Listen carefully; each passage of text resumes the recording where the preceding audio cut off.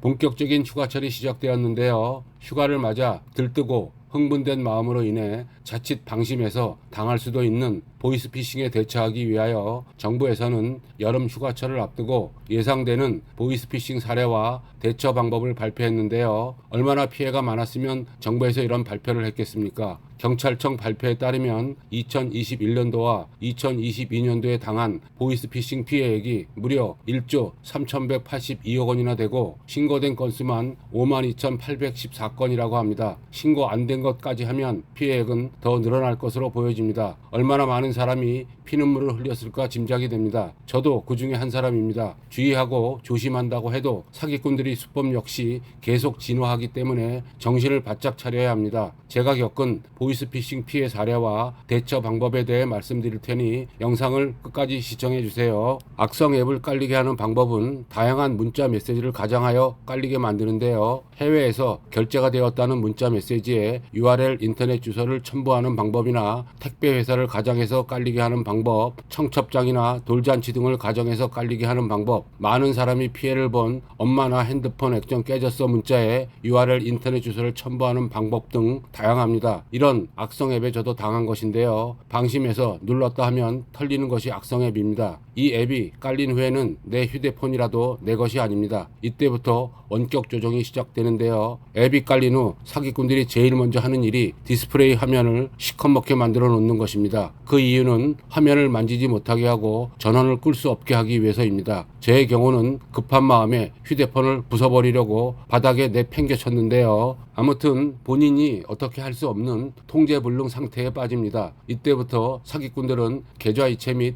비대면 대출을 받을 수 있게 됩니다. 다 털리는 거죠. 꼭 해외 문자뿐만이 아니라 어떤 문자이든지 URL 인터넷 주소가 있는 것은 절대 클릭하시면 안 됩니다. 사기꾼들이 바라는 것은 어떻게 해서든지 이 악성 앱이 깔리게 하는 것이 목적이니까요. 절대 방심하지 마십시오. 다음은 내 차례일 수도 있습니다. 가장 피해가 크고 악질적이고 피해자의 멘탈이 털리는 것이 악성 앱이 깔리는 것입니다. 악성 앱을 무심코 방심해서 누를 수가 있는데요. 악성 앱이 깔렸다면 일단 휴대폰이 뜨거워지기 시작합니다. 평소보다 많이 뜨거워졌다면 일단 의심해야 됩니다. 내비게이션을 오래 켜고 운전한 후에 휴대폰을 만져보면 많이 뜨거워지신 것을 느끼실 수 있을 것입니다. 그때보다도 더 뜨겁습니다. 사기꾼들이 짧은 시간 내에 돈을 털어가야 하기 때문에 내 휴대폰으로 사기꾼들이 이체해서 받을 통장도 개설해야 되고 계좌 이체도 해야 되고 바쁘게 휴대폰을 사용하기 때문에 휴대폰에 과부하가 걸려서 뜨거워지는 겁니다. 악성 앱이 깔린 것을 알아챘다면 당황은 되겠지만 이럴 때 침착해야 됩니다. 첫째로 해야 될 일이 휴대폰 전원을 끄는 것입니다.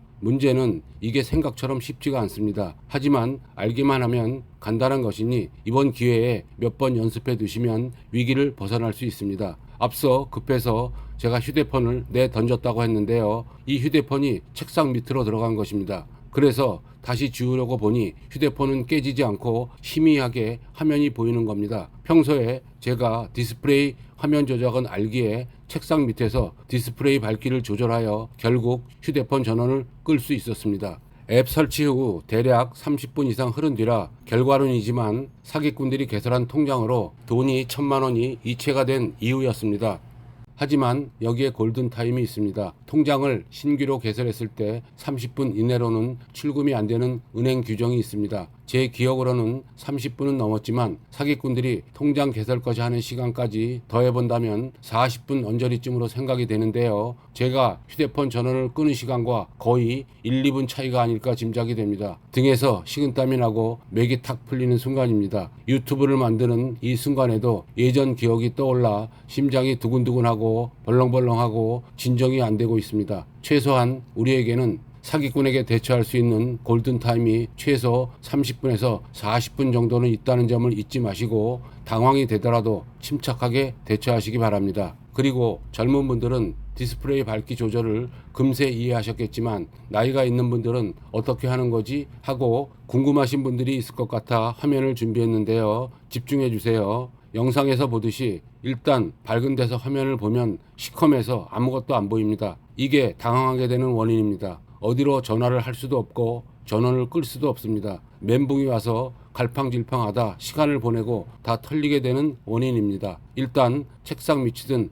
어두운 곳으로 가십시오. 화면을 자세히 보시면 희미하게 화면이 보이게 됩니다. 이때 화면을 스크롤하듯이 아래로 내리시면 휴대폰 우측 상단에 톱니바퀴 모양이 보입니다. 일단 이 톱니바퀴 모양을 클릭합니다. 그리고 화면을 아래로 내려가면서 보시면 디스플레이라는 글자가 보입니다. 이걸 클릭하면 화면 조정 막대기가 보이거든요. 이 막대기에 손을 대서 화면을 밝게 하기 쪽으로 움직이면 화면이 밝아집니다. 여기까지 하셨다면 이때 바로 전원을 끄시면 됩니다. 이 동작을 평소에 몇 번 연습해 놓으시면 급박한 순간에 도움이 되실 것입니다. 화면을 어둡게 만들어 놓고 어두운 곳에서 화면을 보시면 제 말이 금세 이해가 되실 겁니다. 이상 악성 앱이 깔렸을 때의 대처 방법을 말씀드렸는데요. 아무쪼록 이 영상을 보신 분들께서는 보이스피싱에 당하지 않고 잘 대처하시기를 바랍니다. 영상이 도움이 되셨다면 주변 지인분들에게 영상을 공유해 주신다면